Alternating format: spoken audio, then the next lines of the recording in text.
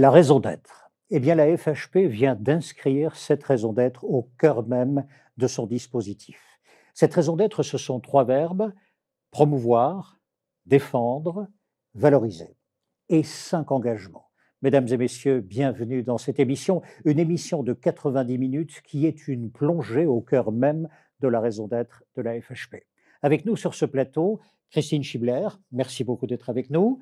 Lamine Garbi, Bonsoir. également, bonsoir. Lamine Garbi, je commence avec vous, si vous le voulez bien. Lorsque l'on remonte vos éditoriaux successifs, sur 2 ans, 3 ans, 4 ans, on se rend compte que vous n'avez pas attendu la loi Pacte pour réfléchir à la raison d'être de la FHP? Tout à fait. En décembre 2017, j'écrivais dans notre lettre d'information hebdomadaire, qui est le 106, ceci.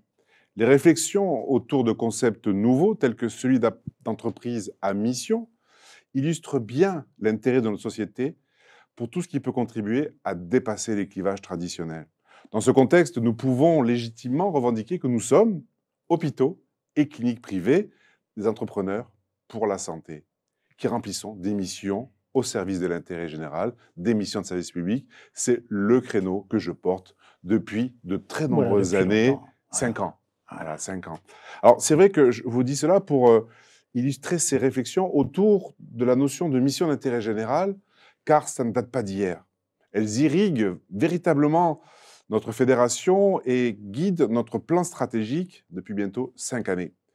La rédaction de la raison d'être de la fédération elle-même est le fruit, je dirais, d'un long cheminement co-construit, et c'est important de le rappeler, avec les adhérents.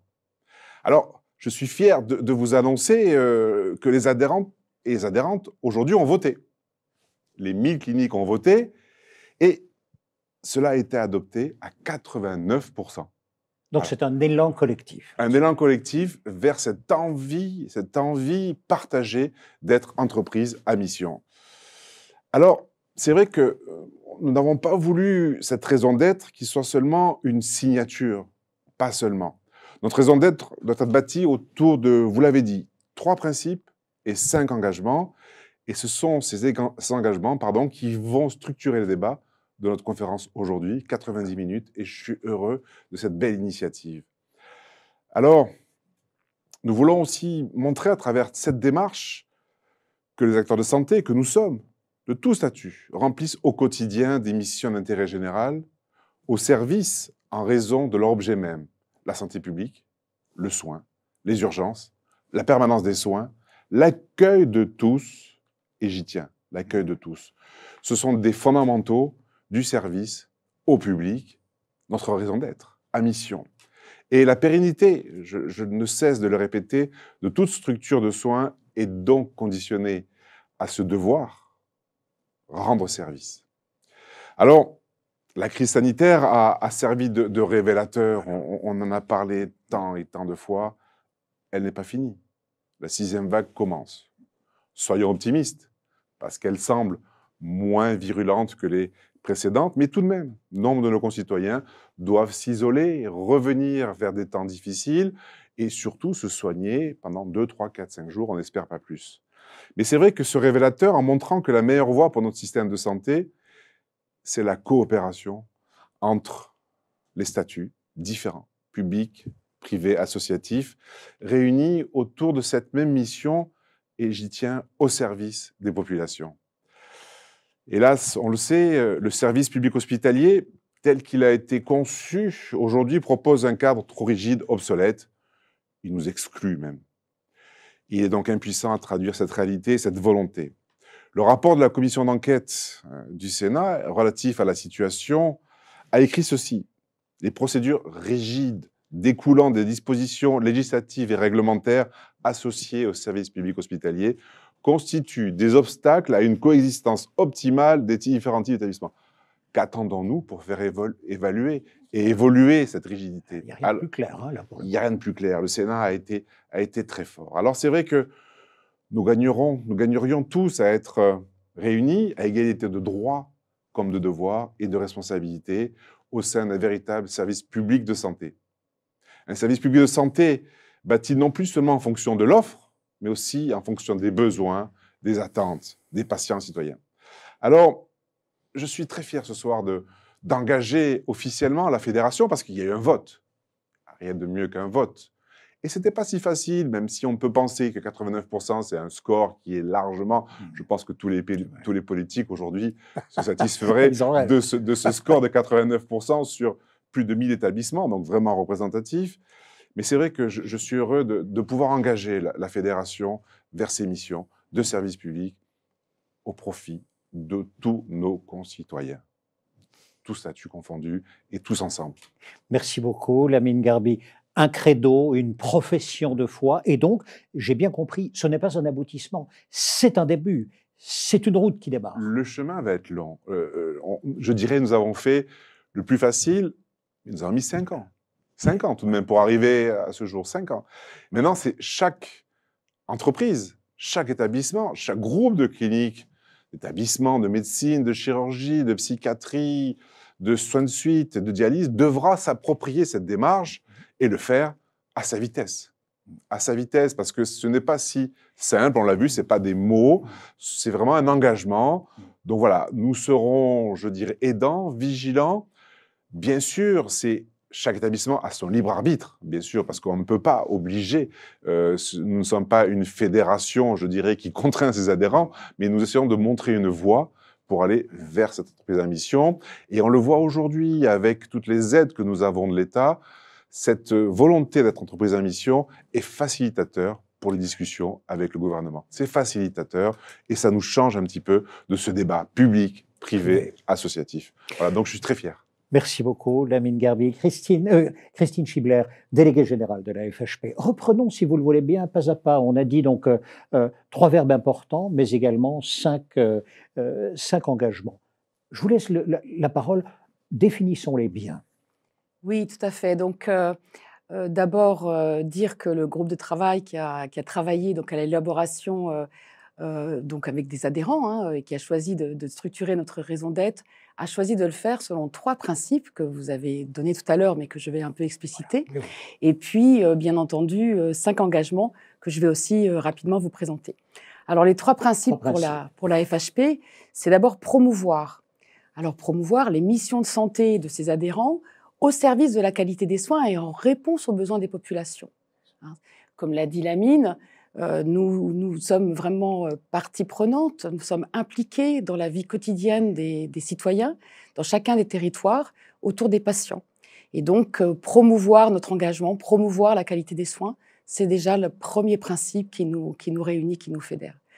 Le deuxième principe, c'est défendre. Défendre l'équité et la reconnaissance envers des établissements qui sont ouverts à tous, qui sont responsables socialement, qui sont tournés vers l'innovation et tournés vers la coopération au service des patients. Vous répétez ici ce que Lamine Garbi a dit, c'est ouvert à tout le monde, j'insiste. Voilà. Ouvert à tout le monde. Par exemple, nous avons 130 services d'urgence qui reçoivent quotidiennement, exactement comme dans les établissements de statut, du public ou du privé associatif, les patients, c'est ouvert à tout le monde et sans reste à charge. Et donc, voilà, donc on a vraiment, ce principe de défendre. Troisième principe, valoriser. Donc, valoriser l'engagement des établissements en faveur d'un système de santé durable. Et j'y reviendrai dans le cadre des engagements que nous avons pris. Ça, c'est le troisième principe, donc valoriser. Merci beaucoup pour les 3 principes. 3 principes et 5 engagements. Alors, 5 engagements que prend la FHP, nous sommes bien d'accord. Ah, tout à fait. Donc, 5 engagements, donc, je vais vous présenter rapidement. D'abord, donc, promouvoir et amplifier l'engagement des cliniques privées dans les missions de service public, donc avec l'égal accès aux soins, comme je le disais à l'instant, prévention et la santé publique. Premier engagement. Deuxième engagement, accroître les coopérations entre tous les acteurs et bâtir une véritable démocratie de santé. Y compris la de médecine de ville, donc ici. Bien entendu, et dans chacun des territoires. Aujourd'hui, on voit bien que toutes les solutions ne peuvent pas venir d'en haut, elles doivent venir aussi du territoire. Ça doit être des remontées, des envies des différentes parties prenantes sur les territoires au service de nos concitoyens. Troisième engagement, donc anticiper les besoins des populations par la dynamique de formation des professionnels, prendre soin de ceux qui prennent soin de nous, travailler sur l'attractivité et travailler sur la qualité de vie au travail. Rien que ça, c'est un continent. Alors, ce n'est pas une responsabilité populationnelle, c'est une responsabilité de nos professionnels. Voilà. Prendre soin des personnes qui nous soignent. Et c'est un engagement qui est absolument majeur. Nous sommes une fédération d'employeurs. nous avons un dialogue social qui est très nourri et nous avons la responsabilité de prendre soin des professionnels. Il y en a 150 000 dans nos établissements et de s'occuper d'eux. Et Ça, c'est le troisième engagement. Troisième engagement. Quatrième engagement, donc participer à une gouvernance fondée sur la confiance et le contrat et guidée par la qualité, la pertinence et une vraie politique de la donnée. Donc ça, c'est, on va dire, plutôt au niveau national. On est à un moment de transformation qui doit être basé donc, de la santé, qui doit être basé donc, sur le retour d'expérience de ce que nous venons de vivre pendant 2 ans, plus de 2 ans maintenant, et donc d'avoir une façon moderne, donc de participer, de faire des propositions pour avoir une façon moderne d'accompagner la transformation de la santé par une gouvernance remodelée, retravaillée, à laquelle nous devons participer. C'est une mesure d'excellence aussi, c'est toujours faire mieux au service du patient. Toujours faire mieux au service du patient en ayant des modalités de travail qui soient plus sur le contrat, la qualité, la donnée, la confiance. Enfin, donc, engager la profession dans une démarche éco-responsable et contribuer au développement économique et social de nos territoires. Nos établissements participent à la vie des territoires, bien sûr, en tant que services qui vont recevoir les patients, soigner les patients, travailler avec la ville, mais aussi une activité réellement économique avec des emplois, avec des relations avec d'autres entreprises du territoire, et ça, on y accorde beaucoup d'importance. Donc, bien sûr, tous ces engagements et ces principes ne sont pas venus là tout seuls. C'est une démarche de 5 ans, comme l'a dit tout à l'heure Lamine Gharbi, mais c'est aussi l'aboutissement vraiment d'un travail stratégique que nous avons fait ces dernières années, qui est au cœur de notre projet stratégique et pour lequel nous allons nous engager. Donc, ce soir, ça marque vraiment notre volonté d'aller plus loin en traduisant dans nos statuts la vision et le sens de notre action, avec une profession résolument engagée dans les missions de santé au service de la population.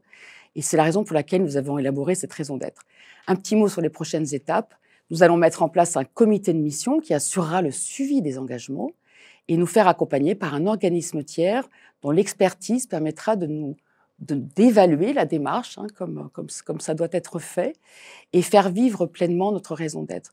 Donc à la fois aujourd'hui, c'est l'aboutissement d'une démarche déjà structurée qui a été faite depuis 5 ans, et le démarrage d'une autre partie de l'aventure qui va être vraiment instaurer ce comité à mission, travailler sur nos engagements, les réaliser, et après pouvoir être évalué et bien sûr valorisé.